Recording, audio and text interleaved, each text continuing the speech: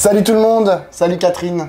Salut Pablo, salut à toutes et à tous. Petit débrief hebdomadaire, à nouveau en présentiel, dans les locaux de Regard, dans la canicule.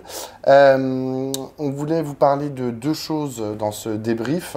La deuxième chose, on parlera de la santé mentale des jeunes avec encore une histoire horrible qui s'est passée cette semaine.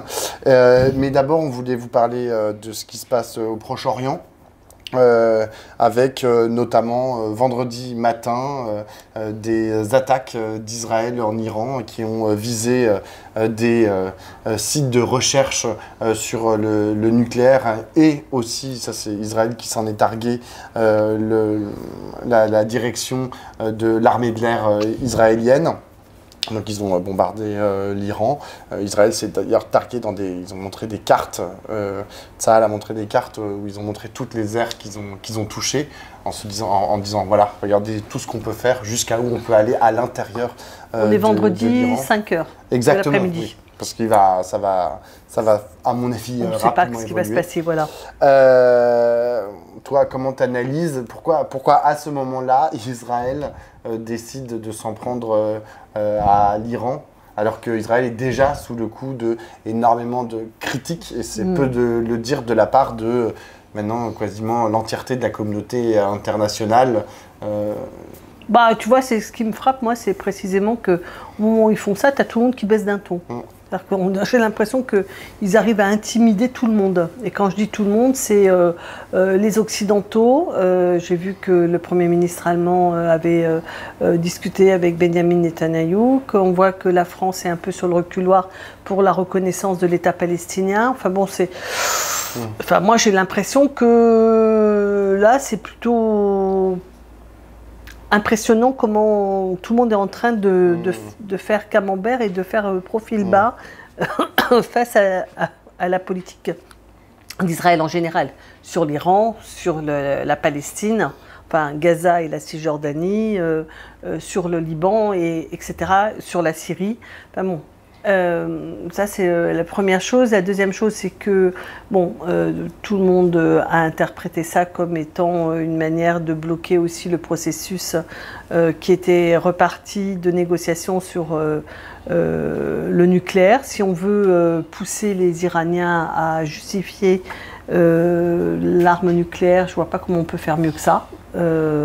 Si on veut aussi conforter le régime des mollahs, je ne vois pas comment on peut faire mieux que ça, puisque d'un seul coup, ça va provoquer une unité, alors qu'on sait très bien à quel point les dirigeants iraniens sont en fait faibles, c'est-à-dire c'est pas simplement contesté, c'est qu'ils ont plus de prise, quoi. Tout ce que nous lisons qui vient d'Iran montre leur grande faiblesse, mais là ça va provoquer probablement une unité et on le comprend. Troisièmement, c'est qu'on voit bien que, encore une fois, Netanyahou instrumentalise la politique et la guerre à son bénéfice personnel, puisqu'on sait que hier, son gouvernement était encore très fragilisé à la Knesset à cause des histoires de remise en cause de l'exemption de service militaire pour les ultra-orthodoxes qui risquaient de faire tomber son gouvernement. Bon, là, c'est bien, tout le monde a resserré les rangs. Et enfin, pour moi, last but not least, c'est l'expression de l'idée qu'Israël se fait de lui-même et des conditions de sa survie, c'est-à-dire d'imposer un ordre militaire conquis par la force à son environnement. C'est-à-dire c'est pas simplement qu'il veut occuper l'entièreté du territoire from the river to the sea, c'est-à-dire liquider les Palestiniens, ça c'est une chose, mais il veut faire régner son ordre et sa terreur sur l'ensemble de ses voisins. Donc c'est pour moi et puis dernière chose, mais ça va sans dire, c'est d'un danger incroyable, quoi. Je veux dire, tu te dis non, mais entre l'Iran et l'Ukraine, qui sont deux pays qui ont des installations nucléaires qui sont en guerre, voilà, il faut que ça se calme, quoi. 3 points par rapport à ce que tu viens de dire. D'abord, concernant la situation iranienne et ce qui se passe en Iran, on sait que maintenant, depuis plusieurs mois, enfin même plusieurs années, il y a des mouvements internes à la société. On a notamment vu ce mouvement Femmes, Vie, Liberté qui a pris du poil de la bête. Et je me disais, mais finalement, qu'est-ce que ces bombardements, qu'est-ce que ces attaques qui ciblent les mollahs, qui ciblent leurs installations, la recherche nucléaire et l'armée de l'air, est-ce que ça va aider ce mouvement Femmes, Vie, Liberté? Et hélas, la réponse est non.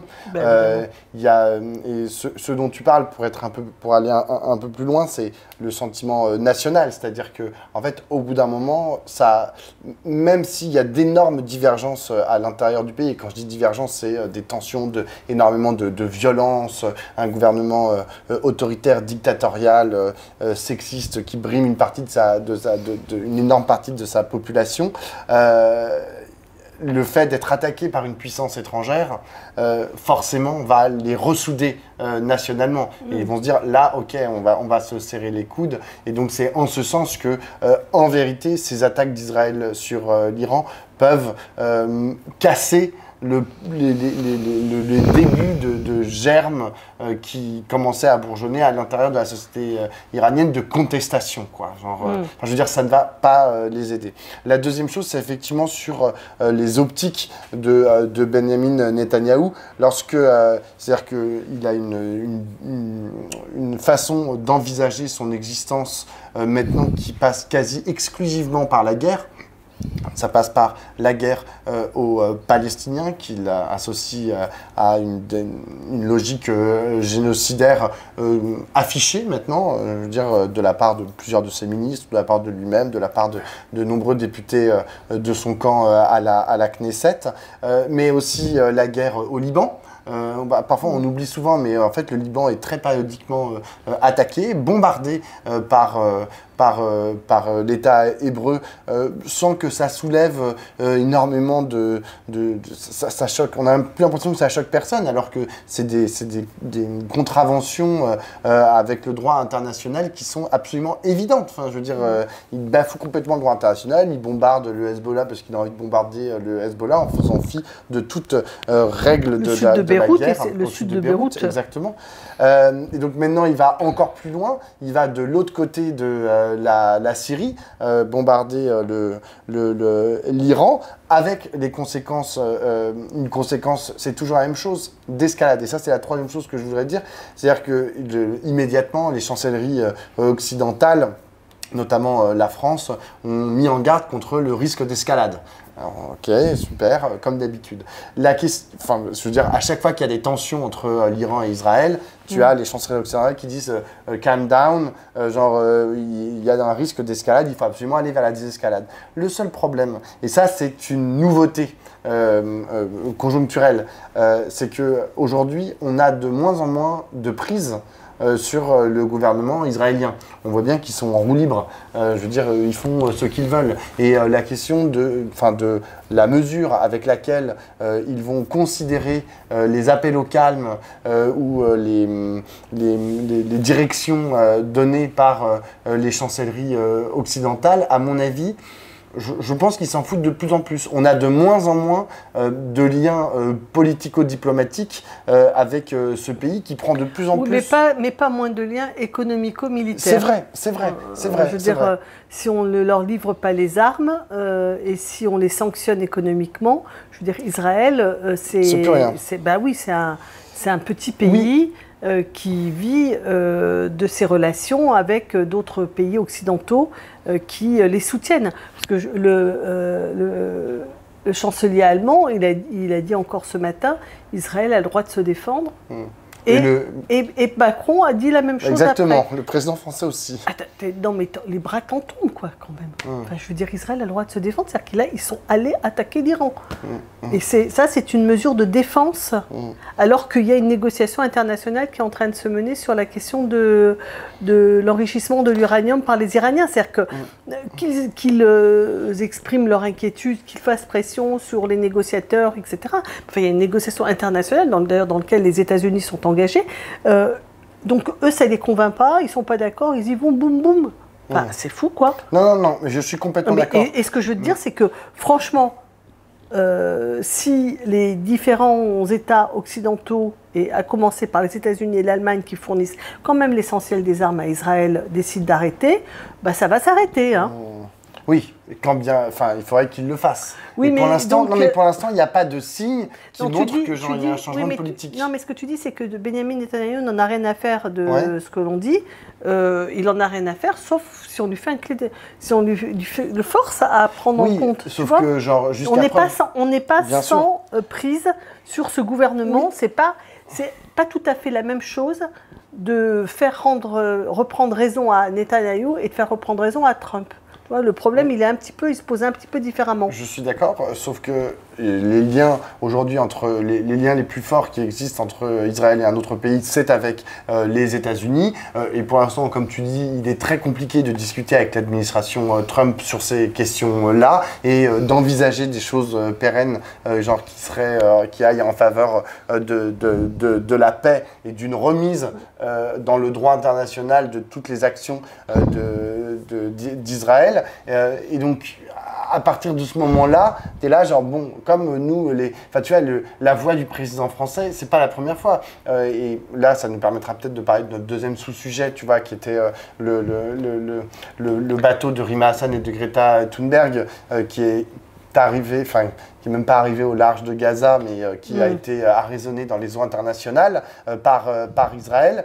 Ça a quand même débouché sur une prise de parole du président français qui a dit genre que c'était un scandale, ce blocus humanitaire. C'est-à-dire qu'il dit des choses, tu vois. Le problème, c'est que ça n'a absolument aucun effet parce qu'il ne veut pas l'associer avec un tour de vis sur de sanctions à l'égard d'Israël qui notamment dans les ventes d'armes ou les armes qui transitent par le sol français et qui ensuite sont vendues aux Israéliens. Et je suis complètement d'accord, mais il dit quand même des choses, tu vois. Et le problème, c'est que aujourd'hui, et peut-être peut-être que je suis naïf sur la façon dont ça se passait avant, mais là, on est en train de parler il faut des sanctions, c'est-à-dire qu'il faut des trucs sonnants et trébuchants et des trucs concrets.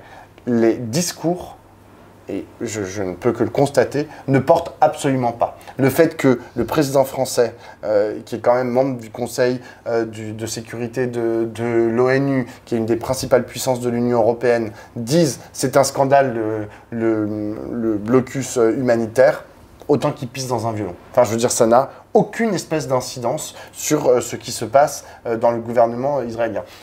En revanche, tu as raison, des actions concrètes, genre, pourrait avoir des conséquences. Mais voilà, je me dis peut-être qu'il y a 20 ans, la parole d'un président français qui dénonçait une situation dans un pays du monde pouvait avoir plus de résonance qu'elle ne l'a aujourd'hui. Voilà, c'est tout ce que je constate. Oui, je pense que la parole de la diplomatie française en particulier sur ces sujets, elle était plus tenue et plus cohérente il y a 20 ans qu'elle ne l'est aujourd'hui. Donc son poids politique s'est singulièrement affaibli. Mais enfin, c'est quand même bien plus grave que la France. Hein. Bien sûr, je parlais de la France spécifiquement, mais ça non, mais le problème, c'est qu'il n'y a pas grand monde qui se bouge à l'échelle internationale pour que ça, encore une fois, qu'ils reprennent raison, quoi. C'est-à-dire que il n'y a pas de sanctions, c'est pas simplement des sanctions de la France qu'il faut. À minima, c'est des sanctions européennes. Pour l'instant, c'est vraiment pas gagné. Et puis à l'échelle internationale, enfin, je veux dire, il y a quand même des pays qui ont normalement le devoir de demander, d'actionner des sanctions à l'égard de ces actes guerriers. Alors, il y a le génocide des Palestiniens et il y a les actes guerriers qui se multiplient, encore une fois, autour de tous les pays. Pour l'instant, ceux qui sont épargnés, c'est les Égyptiens et la Jordanie. Sans ça, tous les autres, ça y va, quoi. Hein. Et donc peut-être revenir sur l'action de Greta Thunberg, Rima Hassan et les 10 autres membres de l'équipage de la flottille de la liberté.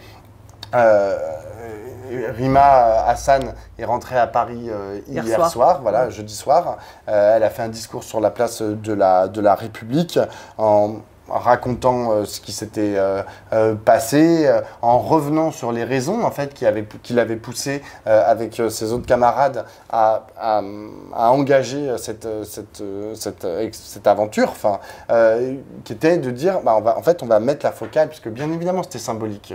L'aide humanitaire qu'ils apportaient était symbolique, elle le sait, elle n'a pas arrêté de le répéter.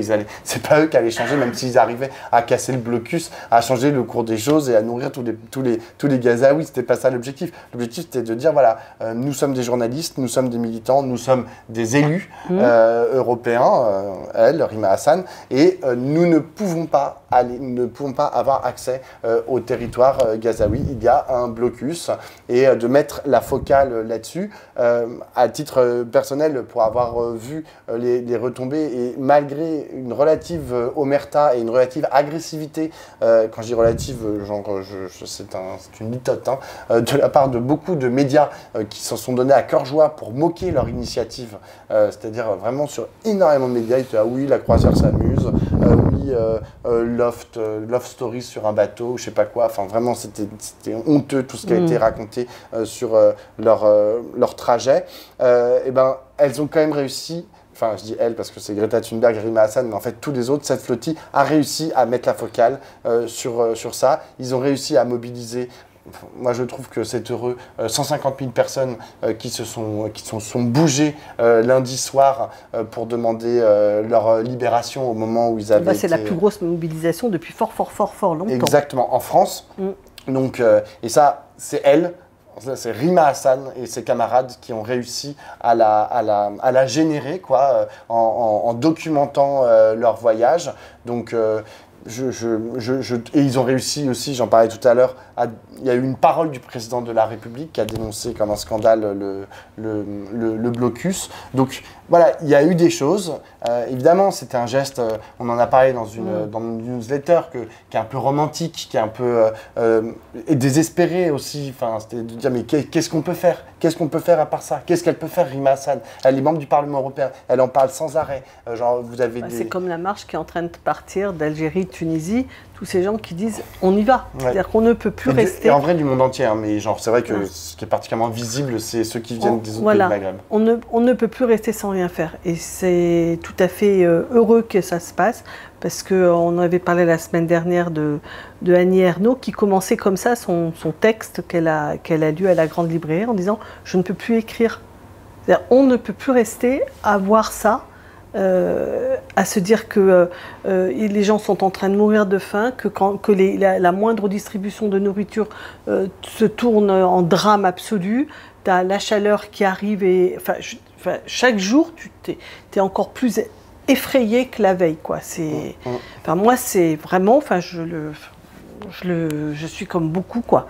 Je le vis comme quelque chose qui m'asphyxie, quoi. Ça, on va parler de la suite après, mais je trouve que cette situation là, elle est proprement insupportable.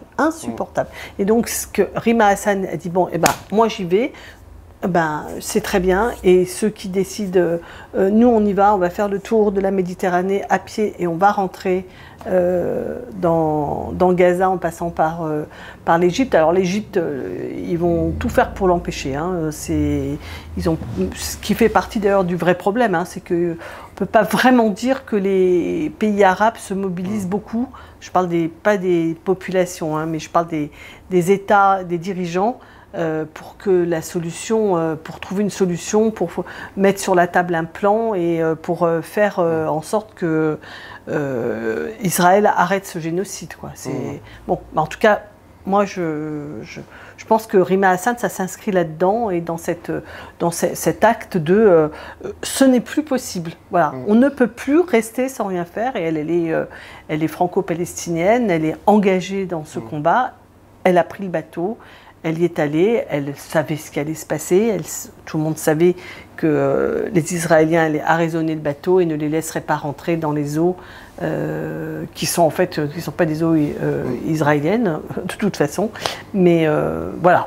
Donc, et son courage, donc et leur courage à toute cette flottille, mais qui d'ailleurs avant elle, il y a d'autres gens qui avaient fait. Oui. Il y avait eu d'autres flottilles depuis. Il y a plein de moments où en fait il y a des gens qui essayent de rentrer dans Gaza, qui mettent la focale sur ça. Les hommes et les femmes politiques, notamment, parce que Rima elle est dans l'opposition, mais notamment ceux qui ne sont pas dans l'opposition, ceux qui sont au pouvoir, ils pourraient essayer de la voir, tu vois. Genre que le président de la République dise pas maintenant, moi je vais aller à Gaza. Moi je vais genre aller les voir. Genre il est allé à la limite. Il est allé à la limite, qui rentre dedans. Je pense que c'est... Je sais que... Non, c'est pas ça, c'est que c'est la même question, c'est la question de tout le temps de... Tout le monde n'est pas au même endroit et ne n'agit pas de la même manière. Peut-être qu'il faut le faire, mais je dis pas qu'il faut jamais le faire et peut-être que... c'est ça qu'il faudrait faire, j'en sais rien. Ce que je veux dire, c'est que moi, ce que j'attends du gouvernement français, moins que d'être un activiste, c'est d'être efficace dans le fait de faire bouger les autres États et les autres gouvernements et que la conférence qui va débuter la semaine prochaine à New York débouche sur quelque chose. Et là, pour l'instant, on est plutôt parti pour un beau fiasco. Exactement, pour une absence de reconnaissance par la France, parce que oui, je cite Barrot qui m'a genre, mais vraiment, il a dit, ah non, mais ça ne peut pas être une initiative, on a de la détermination pour reconnaître l'État de Palestine, mais ça ne peut pas être une initiative en solitaire de la France. Et j'avais envie de lui dire, mais enfin, il y a 148 pays sur 193 à l'ONU qui reconnaissent l'État de Palestine. Mais lui, il pense qu'il est tout seul. Non, mais en fait, stop, quoi. Genre, au bout d'un moment, faut arrêter ce genre de délire. Oui, non, mais c'est pas un délire, c'est quand même... non, c'est pas un délire, ça montre ce qu'il considère. Quels sont les pays qui comptent? Exactement. Ce qui compte, c'est le monde occidental, et encore pas tout le monde occidental, puisque par exemple l'Irlande, l'Espagne et d'autres pays occidentaux ont reconnu l'État de Palestine. Mais enfin voilà, c'est vraiment un regard profondément occidentalisant. Qui considère que le monde, et pourtant il ferait bien de se réveiller parce que c'est pas ça qui est en train de s'écrire. C'est pas que l'Occident est triomphant là en ce moment. Et entre parenthèses, ce qui est en train de se passer aussi, et leur non-réaction à ce qui est en train de se passer à Gaza, va contribuer à saper la place de l'Occident, parce que moi je ne suis pas pour que l'Occident disparaisse, je suis pour qu'elle ait une place relativisée. Mais là, je pense que ça la fesse, parce que ça prouve quelque chose d'exécrable, quoi. Deuxième sujet qu'on voulait aborder, c'était à la suite donc, de ce crime dans un établissement scolaire de Haute-Marne, enfin devant un établissement scolaire de Haute-Marne, où un jeune homme, un adolescent, a assassiné une assistante d'éducation, une surveillante comme on dit, assez sauvagement. Un adolescent sans antécédents judiciaires, sans antécédents psychiatriques, dont aujourd'hui on essaye de chercher les raisons qui l'ont poussé à prendre ce couteau et à trucider cette assistante d'éducation. Donc a priori, et après on peut s'arrêter sur ce cas, on arrêtera de parler de ce cas spécifique, mais a priori il l'a fait parce qu'il avait envie de tuer une surveillante. Mais n'importe lequel, enfin je veux dire, c'était pas... ça n'avait pas l'air d'être dirigé spécialement contre cette Mélanie. Voilà, et donc nous, ça fait plusieurs fois, en fait, on nous parle souvent, il y a beaucoup de faits divers qui ont trait à la violence, en fait, de la jeunesse. Alors, à la jeunesse, notamment, enfin, on parle presque que de garçons. Voilà, c'est les garçons, les faits divers dont on parle. Moi, ce que je peux voir... Les filles, elles sont victimes, elles ne sont pas du côté des deux. Exactement. Non, mais c'est important de le noter, tu vois. Oui, bien sûr. Et c'est des garçons qui, au bout d'un moment, tuent. Et donc, il y a pas mal de réflexions. Les gens essayent de se dire, mais qu'est-ce que... Alors d'abord, d'où ça vient, et après, qu'est-ce qu'on peut faire? Alors, je vais d'abord passer sur... très rapidement brosser le qu'est-ce qu'on peut faire, parce que la proposition de la gauche, c'est en gros dire il faut plus d'assistants de psychologues et d'assistance psychologique et de médication parfois. Tu vois, il faut mettre tout le monde sous Xanax, toute notre adolescence, etc. Il faut renforcer en fait à ce niveau-là. Nous, ce qu'on pense, c'est que c'est pas... j'adore dire nous. Genre, je t'inclus dedans. Non, mais. Vas-y, parle en notre nom. Je parle en notre nom. Non, mais c'est que ça ne peut. Sûrement qu'il y a un problème d'accès, en fait, à la psychiatrie et à la psychologie pour. La jeunesse, mais ça vaut pour toute la population, c'est une évidence. Il n'y en a pas dans les établissements scolaires, il n'y en a même pas dans les villes, c'est très compliqué, blablabla. Bon, mais une fois qu'on a dit ça, qu'est-ce qu'on a dit? Pas grand-chose. Enfin, je veux dire, on va pas.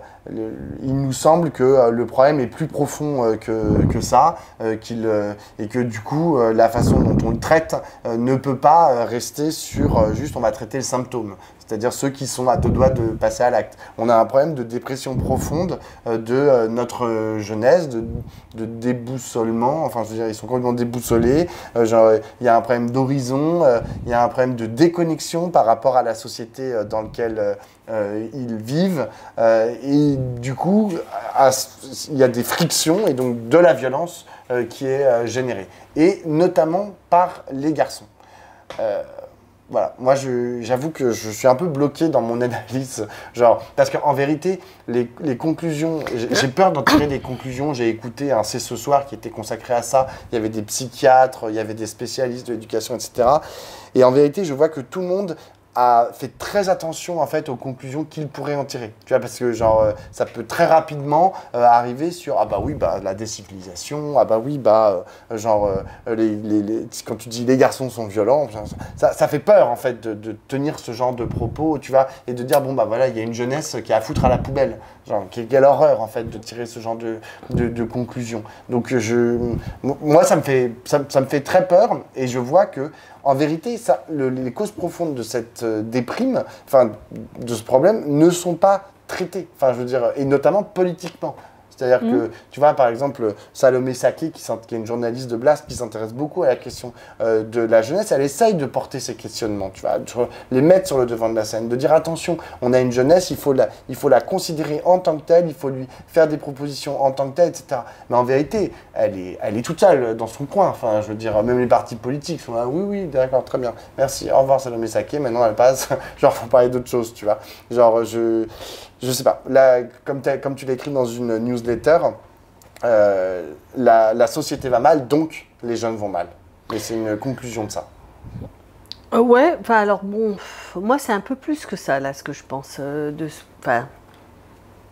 pense que c'est évident que le moment anxiogène que nous vivons, et on vient d'en parler d'un bout, hein, parce que c'est pas le tout, hein, c'est le réchauffement climatique, la fin des métiers que l'on connaît avec l'IA, la retraite à 70 ans, la folie sur le logement. Enfin, je veux dire, la somme des choses qui sont incertaines et angoissantes pour le futur, bon, je pense que quand on a 15 ans, 16 ans, 17 ans, c'est quand même compliqué.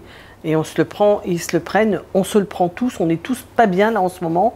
Donc je pense que les jeunes gens, femmes ou garçons, filles ou garçons, sont pas bien de cette réalité qui nous étouffe et qui nous atteint, ouais, nous étreint tous. Mais je pense que quand même il y a des choses un peu qu'on peut essayer de dire en plus. Alors c'est des petites choses, mais je pense qu'il faut qu'on avance un tout petit peu dessus. Là, moi, une des choses sur lesquelles je suis très sensible, c'est sur le niveau d'angoisse que l'on a installé dans l'éducation des jeunes, des enfants et puis des jeunes gens. Le fait que, par exemple, on ne voit plus d'enfants jouer dans la rue. Pour moi, c'est un indice extrêmement préoccupant. Pourquoi on ne voit plus d'enfants jouer dans la rue? Parce qu'on a peur des kidnappings, les mamans qui ont peur qu'on leur kidnappe leurs enfants, on a peur que la voiture les écrase, on a peur. On a peur que les enfants soient dehors, donc on les garde à la maison. Donc s'ils sont à la maison, ils vont faire ce qui est normal de faire, hein. C'est-à-dire qu'ils vont jouer sur leurs écrans et puis ils ne vont pas se socialiser avec d'autres enfants. C'est-à-dire qu'en fait, il y a une question pour moi de perte alors c'est pas simplement de la socialisation, parce qu'en fait ils vont aussi à l'école les enfants, donc ils ont des... mais c'est de ces espaces de liberté que l'on donne aux enfants pour qu'ils s'amusent, pour qu'ils jouent sans contrainte. Pas aller au club de foot, à la flûte, faire du judo et puis apprendre l'anglais, quoi. Tu vois, parce qu'on a tendance à remplir les agendas des mômes et donc ne pas leur donner la possibilité de se socialiser avec leur père, avec les autres enfants et d'échanger, de construire de la reconnaissance, de l'émotion, du partage. Et moi, je pense qu'il y a quelque chose dans...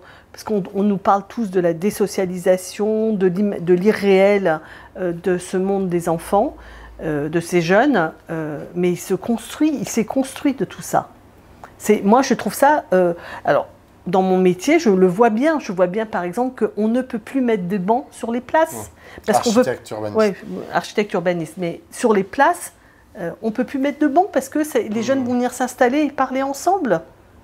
C'est-à-dire que les jeunes nous emmerdent. On ne veut pas les voir dans la rue. Alors, on ne les veut pas petits parce que c'est dangereux. Et puis, quand ils sont en capacité de traverser la rue sans se faire écraser, on ne veut pas qu'ils aient un banc pour se retrouver. Alors ça, c'est un premier niveau. Deuxième niveau de question, alors là, je vais aller dans quelque chose qui m'interpelle plus profondément par rapport à ce que ma pratique et à ce que je pense. On a beaucoup identifié la répartition genrée dans la ville. Et ce que j'ai pratiqué, ce que j'ai pensé, c'était qu'il fallait vraiment se défier de ces lieux où il y a des garçons entre eux distincts des filles. Et donc, par exemple, on ne fait plus pratiquement de city-stade. Vous savez, les city-stades, c'est ces espaces qui sont plus petits qu'un terrain de foot et qui permettent aux garçons de jouer au foot, voire d'avoir un terrain de basket. Alors, on ne les fait plus parce que les terrains de basket, si ça tombe, le maire il va en prison. Mais on ne les fait plus aussi parce qu'on veut des espaces mixtes. On ne veut pas des espaces non mixtes. Alors, j'ai le sentiment qu'on n'a pas pris les choses dans le bon sens. D'abord, on n'a pas permis qu'il y ait des gradins, etc., pour pouvoir regarder les matchs et que les copains et les copines viennent, que ça soit un lieu, pas simplement de la pratique, mais aussi du commentaire de la pratique. Que les filles, en fait, on n'a pas pris la mesure que les filles jouent plus au foot qu'avant. Donc ce n'est plus tout à fait aussi non mixte. Et ensuite, dernière question, c'est qu'en fait, les garçons, et notamment les garçons entre eux, on les a évacués. On ne veut pas des garçons. Les garçons sont devenus les dangereux dans notre espace public. Jamais personne ne dit « Ah, c'est un espace non mixte parce qu'il y a que des femmes et que c'est dangereux ». Non, les espaces féminins ne sont pas réputés dangereux. Ce qui est réputé dangereux, c'est les espaces masculins. C'est pas faux, c'est pas faux que les femmes ne sont pas très confort quand elles se retrouvent à traverser un espace où il n'y a que des mecs. Mais on a construit la masculinité comme une masculinité dangereuse, ce qui est un peu exagéré peut-être. Et surtout, c'est que ça n'apporte pas de réponse à qu'est-ce que c'est qu'être un garçon. Et où est-ce qu'on est un garçon. Et l'autre jour, j'entendais sur France Culture une féministe que je trouvais assez intéressante, qui disait qu'il y a cette contradiction entre on demande aux garçons d'être des garçons forts et on leur demande de reconnaître l'égalité. Et que dans cette construction-là, il y a une contradiction qu'ils n'arrivent pas à résoudre. Et moi, je ne sais pas totalement ce que j'ai à penser de ça parce que je n'ai pas envie de leur demander de ne pas être forts. Enfin, je veux dire, moi, qu'un mec il ait envie d'avoir des biscottos et qu'il s'amuse à faire l'attraction là comme ça, moi, ça me fatigue d'avance. Voilà. Mais je n'ai pas envie de le condamner. Ça me fait suer qu'on ait ce regard. Tu vois, on s'est mis à avoir un regard qui fait que... Enfin, c'est tous des mecs qui pètent des plombs, c'est pas parce qu'ils sont par structure congénitale, violents, prêts à mettre des coups de couteau. C'est qu'il y a quelque chose dans la formation de qu'est-ce que c'est que devenir un homme. Quand tu as 15 ans, bah, c'est pas clair. C'est pas facile. Et moi, j'ai le sentiment que, voilà, que dans cette articulation entre une formation d'une jeunesse, d'une enfance et d'une jeunesse séparée, où chacun est chez soi devant son écran à jouer aux jeux vidéo. Parce que moi, les conneries sur les réseaux sociaux, là, stop, là, ils nous emmerdent. Je veux dire, il y a des réseaux sociaux, les mômes, ils vont continuer de rester sur les réseaux sociaux. Le problème n'est pas celui-là. Le problème est la perte de l'altérité. Et dans l'altérité, il y a aussi pouvoir être soi dans cette altérité. Et je ressens profondément qu'il y a quelque chose qui a dérapé et qui se traduit par une explosion de la structure interne des jeunes hommes. Les premiers qui l'ont vu, les premières qui l'ont vu, c'était, comment elle s'appelle, celle qui avait fait Les féministes et le garçon arabe. Oh, merde, ce bouquin. Oui, je vois, mais t'as un trou là aussi. Google. Voilà, Google va nous le dire. Elle avait vu ce problème d'une construction dans laquelle les garçons arabes étaient... Nassir Aghenif. Dans lequel les garçons, notamment des cités populaires et les garçons arabes, étaient identifiés comme le groupe dangereux sur la base d'un discours féministe. Quand elle l'avait écrit, j'avais déjà compris quelque chose dans ce qu'elle disait. Et maintenant, je considère que ce problème, il tend à être général. C'est-à-dire qu'en fait, on ne sait plus admettre les garçons sans les identifier comme potentiellement dangereux, et donc on les rend dangereux. La difficulté de ton discours, c'est que, en fait, tu places aujourd'hui la dangerosité ou la dangerosité des garçons, ou la construction d'une masculinité complètement pourrie des garçons dans le féminisme. Non, je ne suis pas dans le féminisme, c'est plus large que ça, c'est dans l'organisation de l'espace, c'est dans nos pratiques à tous. Enfin, tu viens de le placer. Non, mais j'entends. Ce que je veux dire, c'est dans une prise de conscience que l'espace public, les femmes, il y avait peu de place et qu'on a voulu leur redonner de la place, et que parallèlement, ça s'est fait dans un discours. Moi, je ne vais pas incriminer les féministes, mais ce que je dis, c'est qu'il y a quelque chose dans la reconquête de l'espace public pour les femmes qui s'est aussi construite dans la construction d'un danger masculin, quoi. Non, mais j'entends, mais je te dis juste, t'as raison, mais les discours dont tu parles, c'est pas les discours sexistes, tu vois, enfin, c'est pas les discours conservateurs. Ceux qui pensent la question de l'espace public et de la question de l'égalité des genres dans l'espace public et de la place des femmes dans l'espace public. Oui, mais moi, je suis de là. Je suis de là. C'est ma pratique d'architecte et d'urbaniste. J'ai toujours pratiqué comme ça. Et là, d'un seul coup, je suis perplexe devant ça, et je suis en train de me demander est-ce qu'il n'y a pas un truc. Je ne renie pas du tout la volonté que les femmes soient bien dans l'espace public et qu'elles y aient toute leur place, et en même temps, ce que je me dis, c'est qu'est-ce qui s'est passé qui, à mon avis, qui contribue au dérapage. Moi, concernant les réseaux sociaux, tu as dit connerie des réseaux, de tout ce que veut faire le gouvernement ou les députés de droite là, sur les réseaux sociaux. Surtout le camarade Macron. Hein. Oui, le camarade Macron ou Gabriel Attal, etc. Non, mais ils veulent interdire les réseaux sociaux aux moins de 15 ans. Moi, je ne suis pas aussi que toi, tu vois. Je sais bien qu'il n'y a pas de corrélation entre la violence et le fait de jouer à un jeu vidéo violent. Voilà. La violence d'un individu, d'un jeune adolescent, et le fait qu'il ait joué. Ça, on est tout à fait d'accord. Alors en plus, c'est pas les réseaux sociaux, ça, exactement. Hein. Exactement. Les jeux vidéo et les réseaux sociaux, c'est deux choses différentes. T'as raison. Donc, non, mais ce que je veux dire, c'est que c'est la même chose pour les réseaux sociaux. En revanche, pour moi, les réseaux sociaux sont et plutôt le rapport aux écrans, en fait, tout ce qui se passe sur les écrans, qui a énormément évolué ces 20 dernières années, du fait de l'intelligence artificielle, du fait du développement des techniques de communication, etc., et des réseaux sociaux. Et ben, ça développe un rapport au monde, et je parle aussi à la première personne. Hein. Ça développe mon rapport au monde. ça le change en fait. C'est-à-dire que tout d'un coup, par exemple, j'ai accès à ce qui se passe en Palestine, en permanence sur mes réseaux, de gens qui le disent à la première personne, de gens en plus avec qui j'ai l'impression de vivre. C'est-à-dire que moi, je suivais des jeunes gens en fait qui vivaient à Gaza pour voir ce qui s'y passait. Pendant un an, j'ai limite appris à vivre avec eux, tu vois, je les voyais se lever le matin, ils faisaient leurs vidéos, etc. Puis d'un coup, ils sont morts. Et c'est des gens, je te jure, il y en a, certains, quand j'ai appris leur mort par un autre compte, j'avais l'impression que c'était mon ami en fait qui était mort. Je les connaissais pas, en plus des gamins, ils avaient 15 ans, tu vois. Voilà, et je te dis juste que c'était impossible il y a 20 ans, tu vois, il y a 30 ans. Oui, donc qu'est-ce que tu veux dire? Je te dis que ça tord en fait la relation au monde. Et que moi, l'interdire, effectivement, je pense que c'est un peu n'importe quoi.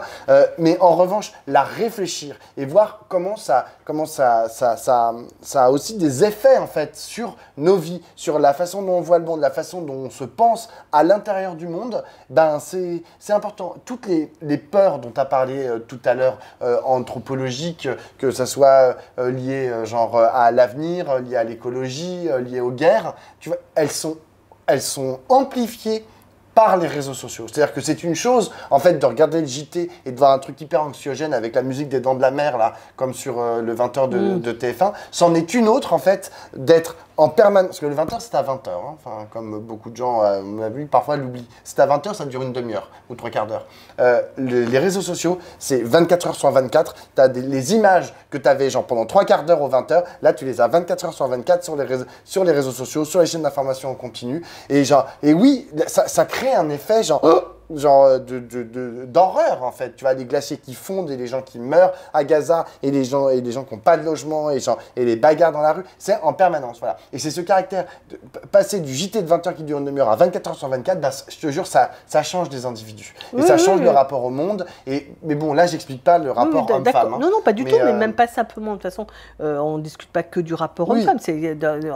Ça crée une angoisse pour toute la société. Et quand on est une jeune personne en formation, je pense que cette angoisse, tu sais même pas la dominer, lui donner sens. Mais donc l'idée de Macron et de Attal... Mais attends, c'est pas les réseaux sociaux. Enfin, ce que je veux dire, c'est tout ça, c'est un univers nouveau. Je veux dire, on va pas... J'ai eu une discussion récente avec mon fils, qui a 17 ans, qui me disait, dans les années 60, les voitures, elles avaient l'air d'être des voitures comme celles d'aujourd'hui. Elles avaient un capot, un volant et 4 roues, et elles nous emmenaient d'un point à un autre. Mais les voitures des années 60 et celles d'aujourd'hui, ça n'a plus rien à voir. Parce qu'aujourd'hui, il y a des ceintures de sécurité, il y a des airbags, il y a des ABS, il y a des GPS, il y a de l'électricité, enfin, etc., etc. Et l'école... elle est comme dans les années 60. Elle n'a pas changé. C'est-à-dire que le lieu par excellence de la formation des enfants, de tout petit. Alors, si, il y a des trucs qui ont changé. Dans les trucs qui ont changé, c'est qu'on leur apprend à faire, je ne sais pas si c'est une fois par an ou une fois par mois, des alertes antiterroristes, à se cacher sous la table. Merci beaucoup du progrès. On leur apprend que dès la maternelle, il faut se préparer à Parcoursup. Merci super du progrès. Ce que je veux dire, c'est qu'on leur apprend la charte sur la laïcité, qu'on leur fait lire et qu'on leur fait signer le contrat à la fin sur la charte de la laïcité. Non, mais quel sens ça a tout ça? Je veux dire, on a fait évoluer les programmes. Parce que t'as raison. Et en plus, parce que ça, c'est un truc. Parfois, quand je parle avec des profs des profs engagés qui réfléchissent à cette question-là, tu vois, ils mettent beaucoup l'accent sur les programmes. Or, la question des programmes n'est pas la question. C'est une question qui est très très très importante, voire centrale à l'école, mais c'est pas la seule question. En fait, la façon, qu'est-ce que c'est que l'autorité à l'école, est une vraie question. Et ça, on peut pas vraiment dire que ça a énormément évolué. Ce que je suis en train de dire, c'est que les enfants qui sont à l'école n'ont plus rien à voir avec même toi quand tu étais à l'école. Oui. Et que, par contre, le cadre scolaire n'a pas changé.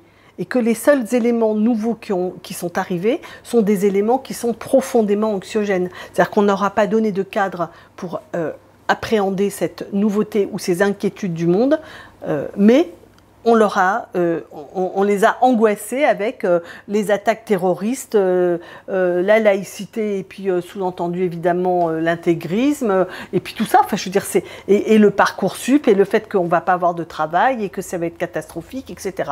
Enfin, je veux dire, on angoisse profondément les enfants, mais on ne les accompagne pas du tout dans ce nouveau monde qui est dans lequel ils sont nés. Enfin, je veux dire, voilà, ils sont de là. Mais la question, c'est avons-nous des espaces enfin, est-ce qu'il y a des perspectives en fait à l'intérieur de ça? Parce que là, c'est horrible tout ce qu'on vient de raconter sur les deux sujets, tu vois. Et donc je me dis genre, est-ce que par exemple sur ce sujet-là, est-ce que tu identifies en fait des endroits? Alors moi pour mon métier, ça c'est très clair.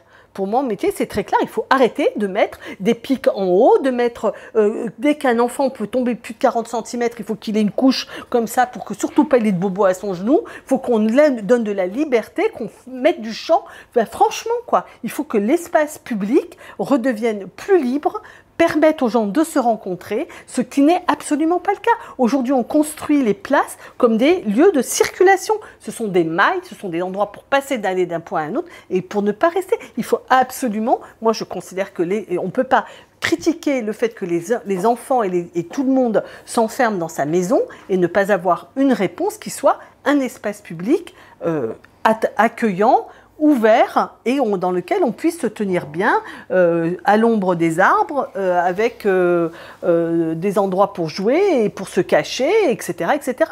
Enfin, moi, alors là, sur mon métier, je peux te dire que je vois vraiment comment ça ne va pas du tout ce qu'on fait. C'était pas ça que la question que je te posais. Non, parce que là, tu me fais sur l'école. Est-ce que les gens... Oui, mais est-ce qu'il y a des... Est-ce que tu as l'impression que tu es suivi? Est-ce que genre les politiques, ils te disent, tiens, Catherine, vas-y, construis-moi des places où les gens s'arrêtent, tu vois? Mais c'est ça le problème. Enfin, c'est que je veux bien que tu aies la bonne idée, tu vois, mais si personne veut te la...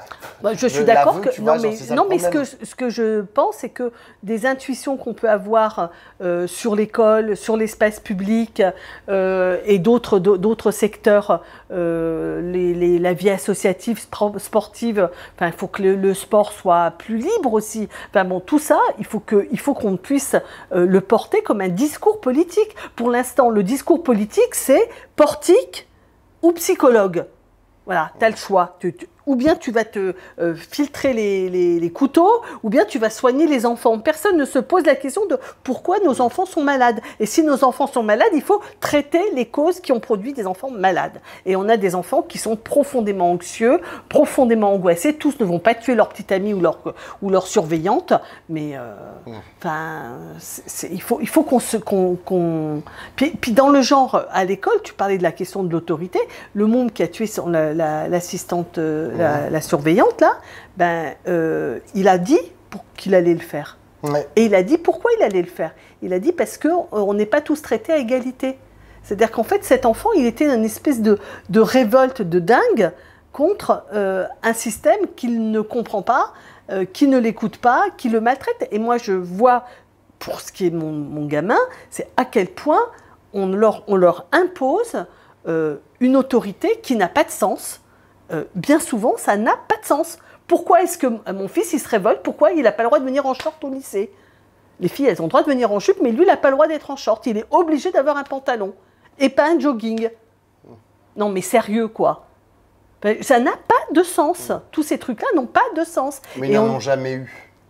Mais peut-être, mais aujourd'hui, ils en ont besoin. Je veux dire, tu peux pas te dire que, que les mômes, je veux dire, on a accepté des règles, aujourd'hui, ils les acceptent pas. Donc, s'ils les acceptent pas, il faut considérer autrement. C'est-à-dire qu'il faut pas se dire, mais oui, mais du temps de Jules Ferry, c'était déjà comme ça. Non, voilà, les mômes, ils ont changé. Il faut qu'on reconsidère non seulement ce que l'on enseigne à l'école, la façon dont on l'enseigne, mais aussi les cadres dans lesquels ils sont. Et les jeunes, si tu ne leur donnes pas le fait qu'ils puissent voir les enfants de Gaza fait qu'ils sont en demande de raisons pour lesquelles les choses sont.